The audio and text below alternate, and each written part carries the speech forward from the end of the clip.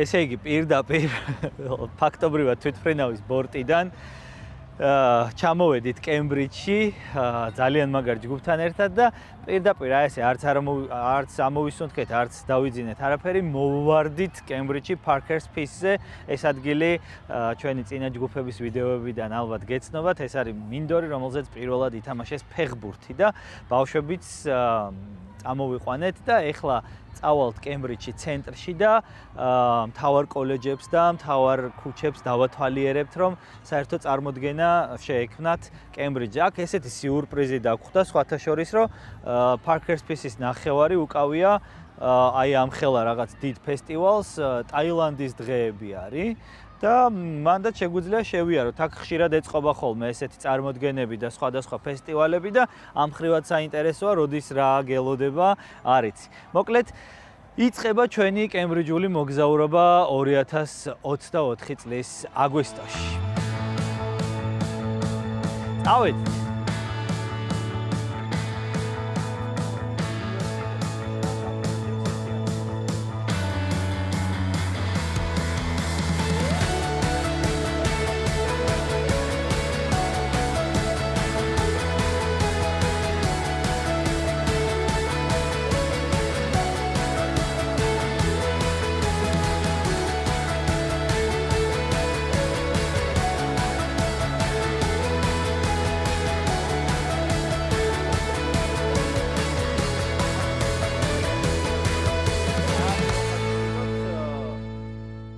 ამ ქუჩას ქვია King's Parade. ეს არის ალბათ საერთაშორისოდ ყველაზე ცნობილი ადგილი კემბრიჯში. იმიტომ რომ აქ არის კემბრიჯის ვიზუალური სავიზიტო ბარათი King's College. ეს არის King's College, რასაც ხედავთ და ეს არის King's College-ის სამლოცველო, chapel, სამრეკლო, რომელშიც მოგვიანებით შიგნითაც შეხვალთ და დაათვალიერებთ ამ ყველაფერს. პრინციპი რო აგიხსნათ, რამე გაუგებარი რო არ იყოს, მოკლედ, კემბრიჯის უნივერსიტეტი გულისხმობს კოლეჯების ერთიანობას. 31 კოლეჯი არის ამ ერთიანობაში. ეს კოლეჯები ყველა დამოუკიდებლად ოპერირებს, მაგრამ აქვთ საერთო ბაზა. ანუ როცა კემბრიჯში აბარებ, შენ შეგიძლია კონკრეტულ კოლეჯში ჩააბარო, შეგიძლია ზოგადად კემბრიჯში ჩააბარო და მე კემბრიჯმა გადაგანაწილოს ამ კოლეჯებიდან რომელიმეში. თვითონ კემბრიჯი დაარსდა 1209 წელს ოქსფორდიდან წამოსული პროფესორების მიერ. ოქსფორდი იყო მანამდე. ხო და რაღაცებზე ვერ შეთანხმდნენ და წამოვიდნენ და დაარსეს კემბრიჯის უნივერსიტეტი, თუმცა დღესდღეობით ზომით ოქსფორდზე დიდი. ეხლა წავიდეთ იქით ხარს, პატარა წრეს დავარტყავთ ეხლა ამ ცენტრალურ ტერიტორიას, სხვა კოლეჯებსაც ვნახავთ და ქემსაც ვნახავთ თვითონ მდინარეს. ოპა.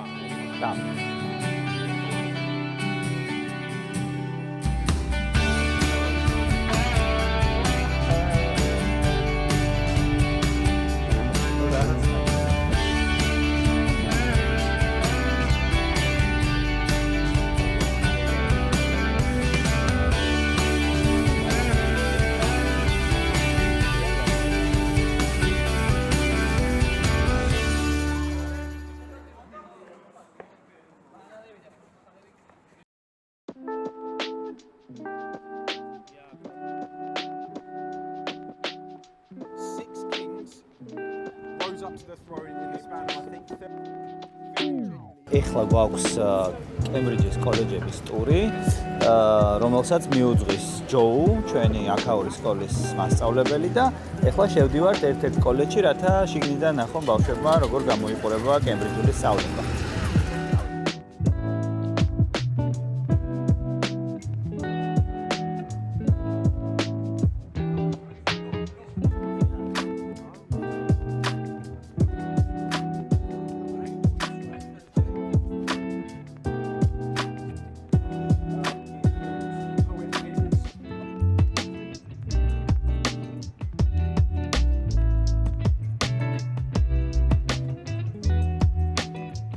Does anyone watch football? So the modern day rules of football were created over here on Parker's Piece. However, there is now a massive sign saying no football.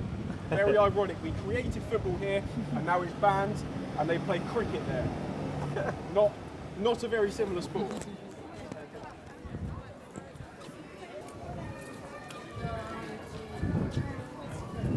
მოვედით კემბრიჯის ღია ბაზრობაზე, ბაზარი, რა ვიცი, ყოველდღიურად არის 4 საათამდე აქ გახსნილი, სადაც შეგიძლია შეიძინოს საჭმელი, ბოსტნეული, ტანსაცმელი და ასე შემდეგ და ასე შემდეგ.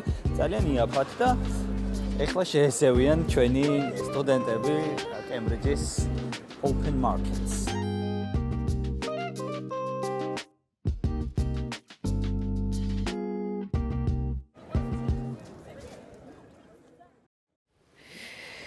ესე იგი, ჩვენ კი ვეცნობით როგორ ერთობიან ბავშვები, როგორ ეცნობიან კემბრიჯს, მაგრამ ამავდროულად საინტერესოა რა სწავლობენ.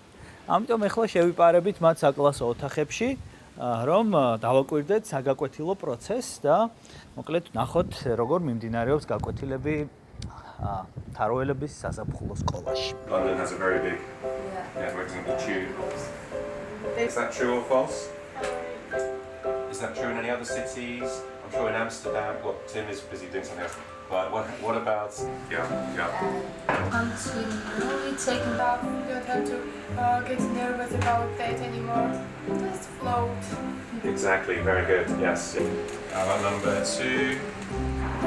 Likewise, you feel current. Yes. Oh. The score or horse. That's polo, no? What's the difference between Dan with he works, yeah? Okay, he works. Okay. Fortunately, that's not happening. Because you have to sit on the bike. Friction is also an important thing because you have to make sure you got it. So that's the hard part. Yeah. Do you feel like a politician, a celebrity, or a member of the base?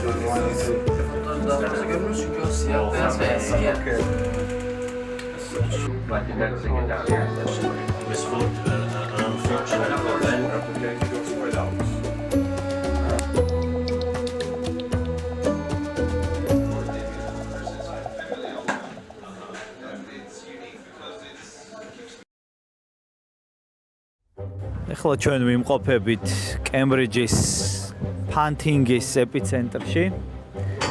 აქ არის მთელი ეს ნავები, აქედან გადიან სანაოსნოდ მდინარე კემზე.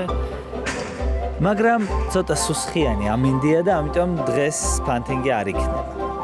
ამის ნაცვლად დღეს წავალთ იმისთვის, რაც სუსხიან ამინდში საუკეთესოა. ანუ ინგლისური ჩაის დასალევად გრანჩესტერში.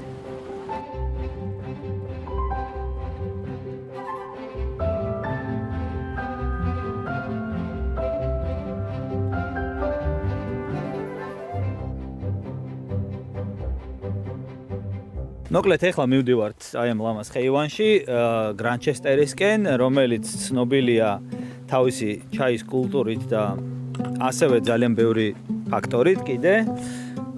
ერთ-ერთი ფაქტორია, რომ ყველაზე ახლოს არსებული სოფელია კემბრიჯთან, ამიტომ ძალიან ბევრი კემბრიჯელი პროფესორი გრანჩესტერში ცხოვრობს ხოლმე. ანუ ბევრი არჩევს, რომ გრანჩესტერში იცხოვროს, ვიდრე შუაგულ კემბრიჯში. და ამან გამოიწვია ის, რომ დღესდღეობით რეკორდსმენია ეს ადგილი ნობელიანტების რაოდენობით. 130-ზე მეტი ნობელიანტი ამ მომენტისთვის, თორე შეიძლება კიდე დაემატოს გზა და გზა. 130-ზე მეტი ნობელიანტი ისტორიაში ცხოვრობდა გრანჩესტერში.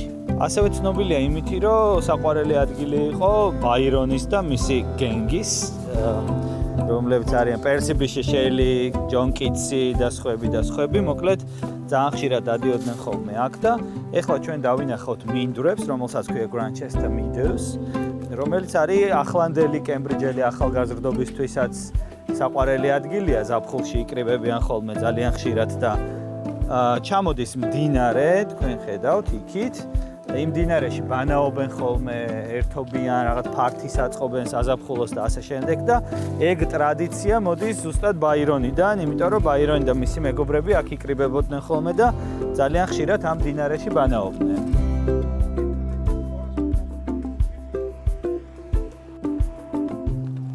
ეხლა ვართ გრანჩესტერის ცენტრალურ ადგილას, მაგალითად, აქ არის Greenman-ის პაბი და ეს არის Byron's Lodge and Byron's Inn, ანუ ძალიან უძველესი ფორმით არის ეს სახლი შემორჩენილი და გადმოცემის თანახმად სწორედ აქ ცხოვრობდა ბაირონი, როდესაც კემბრიჯში გადიოდა კურსებს. მოგეხსენებათ, დიდად ბეჯითი მოსწავლე არ იყო ბევრი პრობლემები ჰქონდა, გარიცხეს არაერთხელ და ნუ მოკლედ უფრო ერჩივნა გართობილიყო თავის მეგობრებთან ერთად და ნუ ეს სახლი ინახავს მის მოგონებებს, როგორც გვეუბნებიან.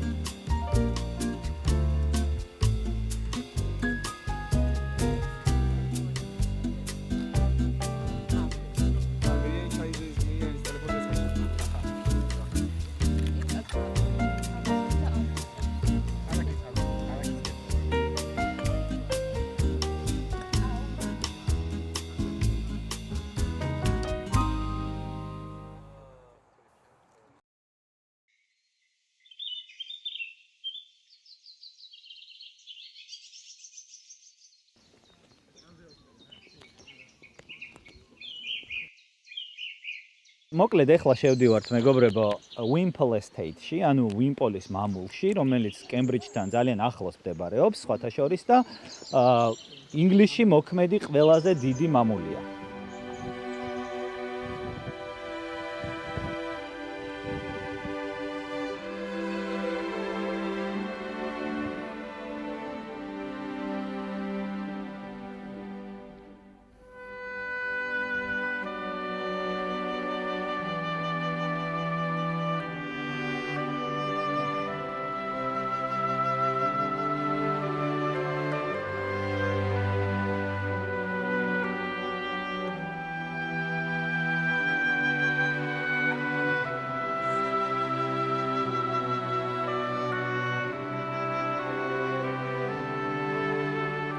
ჩვენ ახლა ვიმყოფებით Wimpoles მამულის დიდებულ ბიბლიოთეკაში, ულამაზესი ორი დარბაზია, მცირე დარბაზი და დიდი დარბაზი იქით.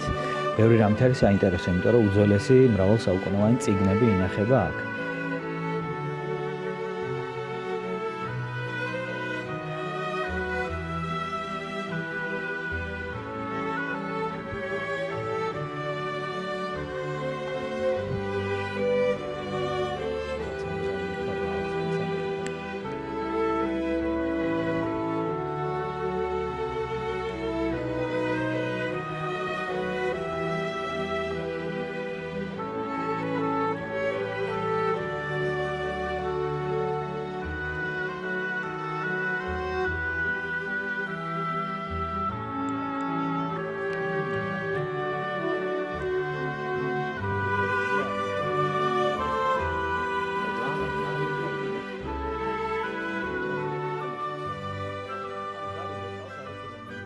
ჩამოდიოდა ტიპი ლორდიან ცოლი უმარეთო პატრონის არის. პატრონიც კი ფეხზე უნდა ამდგარი იყო ყველანი რო ელაპარაკებოდნენ ანუ მაგალითად ჩაისვამ და შემოვიდა და ყველა ადგებოდა მასწავლებელი შემოდიოდა ხოლმე კლასში. თუმცა ალბათ აქ ჩამოსვლა და შემოსვლა უწევდა ძალიან იშვიათად. ხო ანუ ძირითადად ისინი ადიოდნენ და ითვლებოდა რომ ჩამოდის ხალხთან ახლოსაა და კარგი მე ბატონე იყო რომ თვეში ერთხელ თუ ჩამოაკითხავდა და რაღაცა დახედავდა ხო საოცრება იყო ეს მაგალითად სამლოცველო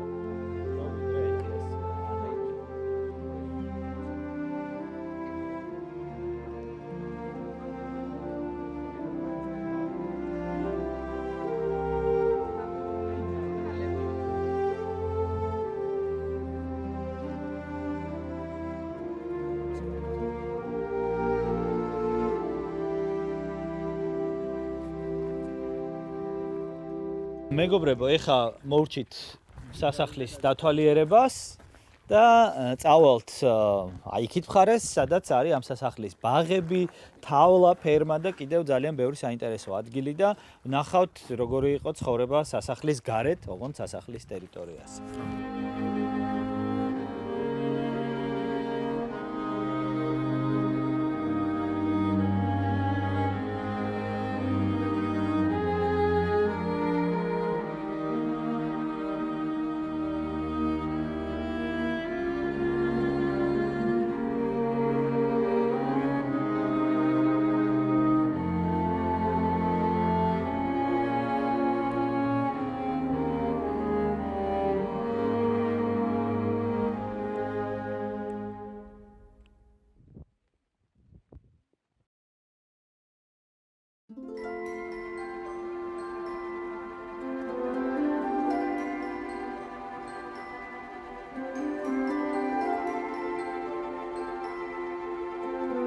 ილის კათედრალს მოვადექით, ილის, ეს არის პატარა ქალაქი კემბრიჯთან ახლოს, რომელიც გამორჩეულია ბევრი თვალსაზრისით, უზარმაზარი ულამაზესი კათედრალით, ასევე სხვადასხვა ისტორიული ღირსშესანიშნაობებით და დღეს ამ ყველაფერს დავათვალიერებთ და გავეცნობით და მოკლედ დიდი სიამოვნება გველისწინებთ.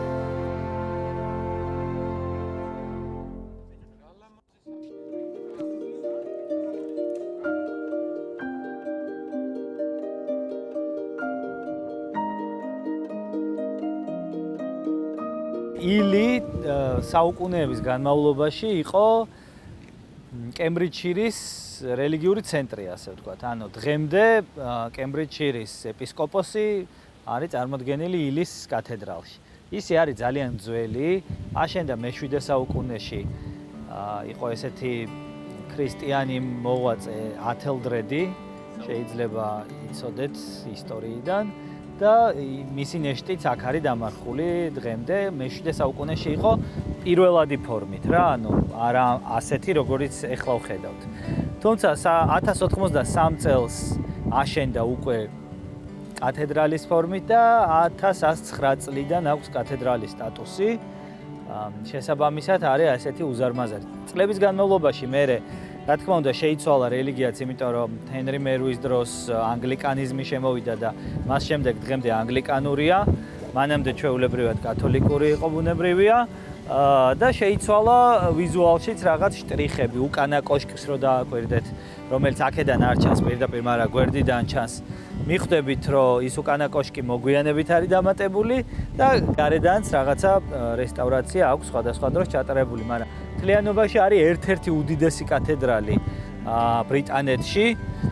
ძალიან ხშირად არის ხოლმე გადაღების ლოკაცია, იმიტომ რომ შიგნიდან ძალიან გავს ვესტმინსტერის სააბატოს და როცა იქ ვერ იღებენ, აქ იღებენ ხოლმე. ეგრე არის გადაღებული აქ მაგალითად ელისაბედი ფილმი, კეით ბლანშეტი რო თამაშობს, ეგრეა გადაღებული აქ Crown-ის სერიალის რაღაც ეპიზოდები, Assassin's Creed-ის ფილმი არის აქ გადაღებული ასევე და კიდე ბევრი მოკლედ ფილმი და სერიალის ეპიზოდი აქ გადაღებული. ანუ ძალიან ხშირად იყენებენ სეტად მაგ თვალსაზრისით. თვითონ ქალაქი ილი ასევე ძალიან საინტერესოა იმითი, რომ აქ ცხოვრობდა ბავშვობაში, კარგი ხნის განმავლობაში ოლივერ კრომველი, ცნობილი რეფორმატორი ინგლისის, რომლის სახლიც არის ძალიან ახლოს აქვე და ეხლა მივალთ და მაგ სახლსაც ნახავთ. ოლივერ კრომველი, სადაც ოღონდ ბავშვი იყო, როცა აქ ცხოვრობდა. ისე ძალიან ლამაზი კუსკუსა ქალაქია, გარშემო პატარა სახლებით, ახლოს მდინარით და ასევე ღია მარკეტით, რომელიც შეიძლება ეხა უკვე დახურული იყოს, მაგრამ შეიძლება ნახოთ. მოდი ჯერ კრომველის სახლი ვნახოთ და.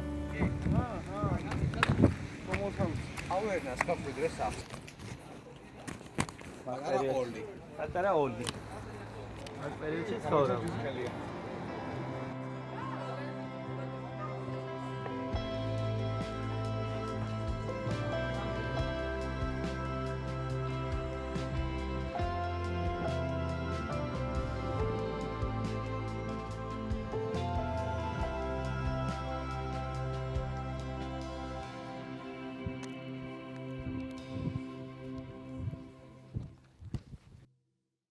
ჩამოვედით ლონდონში, წინ გვაქვს ერთი შესანიშნავი დღე ინგლისის დედაქალაქში. ვიწყებთ რა თქმა უნდა King's Cross-იდან. რა ვიცი, უკან კი პლატფორმა 9.3/4-დია, მაგრამ ჰოგვორტსში წასვლა გადავიფიქრეთ მაინც, იმიტომ რომ აგვისტოა არავინ არ დაგხვდებოდა ეხლა, ამიტომ ჯობია რომ დიდი ბრიტანეთის დედაქალაქი დავათვალიეროთ. რა ვიცი, წინ გვაქვს ძალიან საინტერესო ამბები.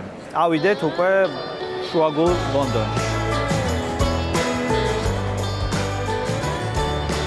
British Library სოფლიოში მე მგონი ერთ-ერთი ყველაზე დიდი წიგნების კოლექციით გამოირჩევა. არის უზარმაზარი არქივებიც აქვე მდებარეობს და სამკითხველო დარბაზებიც აქ არის.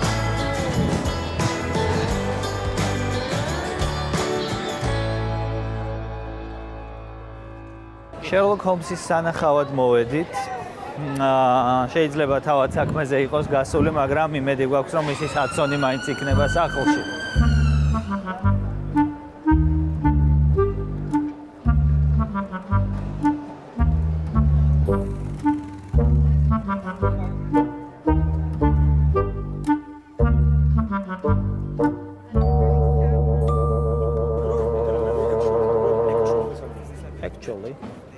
კარგი ყვარს. Abbey Road-ზე ვართ, დიპლომანები და სხვანი. და ბატონ ალექსანდრის აქვს რაღაც ამბავი მოსაყოლი. გისმენთ ბატონო? ხო, ზოგადად დიდი კონტროვერსია უკავშირდება პოლ მაკარტნის როგორც ადამიანს და ბევრი კონსპირაციული თეორიტორი ამბობს, რომ ორიგინალი პოლ მაკარტნი არის მკვდარი და არის ჩანაცვლებული და ამისთვის მაგალითისთვის მოაქვს რამდენიმე ალბომის ქავერი და მათ შორის არის Abbey Road-ის ქავერი, რომელზეც აი რომ გადადიან ქუჩაზე, ყველა ჩვეულებრივად არის ჩაცმული, ერთადერთი არის პოლ მაკარტნის შავ კოსტუმში გამოწყობილი და არის ფეხშიშველი. მოკლედ Abbey Road-ზე ვართ და პოლი და რინგო ცოცხლები არიან და შეგვიძლია ჩვენც გადავიღოთ ფოტო.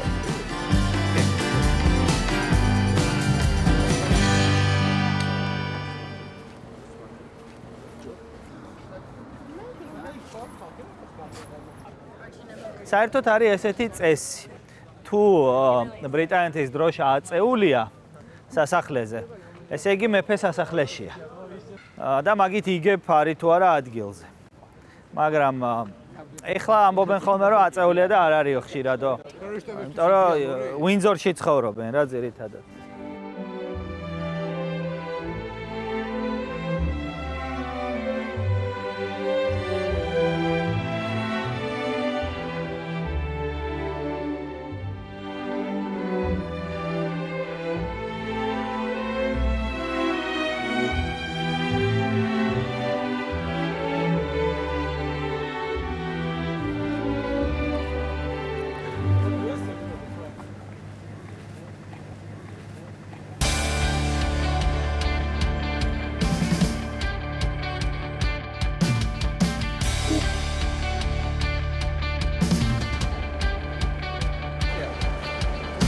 ეს არის ძალიან ცნობილი ქანდაკება მეორე მსოფლიო ომის ქალები. და ამ ქანდაკების გარშემო არის ტანისამოსი, თითქოს საკიდზე ჩამოკიდებული და თითოეული ტანისამოსი ასახავს ხელობას ამ პროფესიას, რომელსაც მეორე მსოფლიო ომის დროს ფრონტს მიღმა დარჩენილი ქალები ეწეოდნენ და რითიც ეხმარებოდნენ, ასე ვთქვათ, ფრონტს. ესეთი მრავალი იყო, რავი, დაწყებული დიასახლისიდან დამთავრებული მკერავით, რითიც შეიძლება ომს დახმარებოდნენ და მაგის მოსაგონრა და აღსანიშნავად არის ეს ქანდაკება.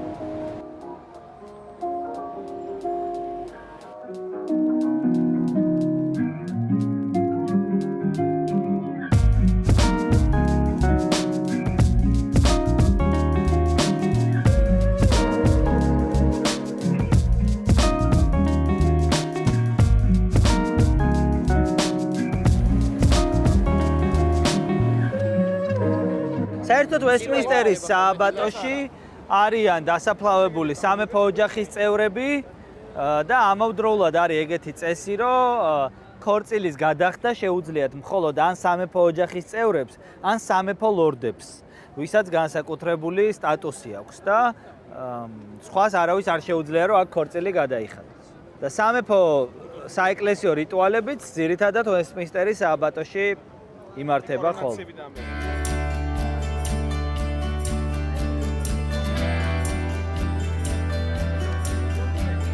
არის სამხედრო კომპლექსი, შენობები, military house-ის კაზარმა, როგორც გინდათ ისე დავარქვათ და ამ მოედანზე ეწყობა ხოლმე კავალერიის, ანუ ცხენოსანი არმიის მთავარი ცერემონიები.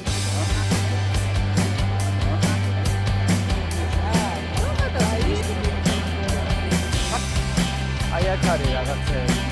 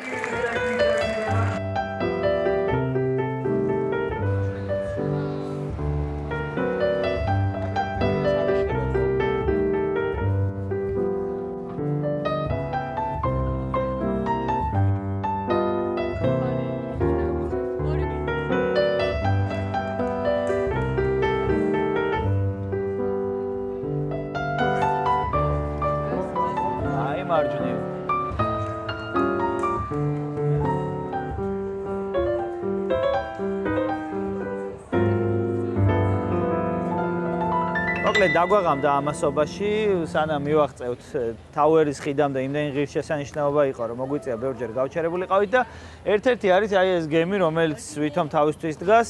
ეს არის HMS Belfast-ი, ძალიან ისტორიული სამხედრო გემი, რომელიც თავის დროზე მეორე მსოფლიო ომის დროს მონაწილეობდა ანტინაცისტურ ოპერაციებში, მათ შორის ძალიან ცნობილ ხომალდ ბისმარკის საწინააღმდეგო კამპანიაში. ამ გემად შეიტანა თავისი წვლილი იმაში, რომ ბისმარკი დაამარცხეს, ასე ვთქვათ და მაშინ რაღაც დაზიანება მიიღო. მერე გამოიწვიეს, რომ შეეკეთებინათ და უკან აღარ მიუბრუნებიათ, ფაქტობრივად გადაიქცა მუზეუმად და დღესდღეობით არის იმპერიის ომის მუზეუმის ნაწილი და იმპერიის ფლოტის, ასე ვთქვათ, ღირსშესანიშნაობებს შეგიძლიათ შიგნით გაეცნოთ თუ შეხვალთ რა.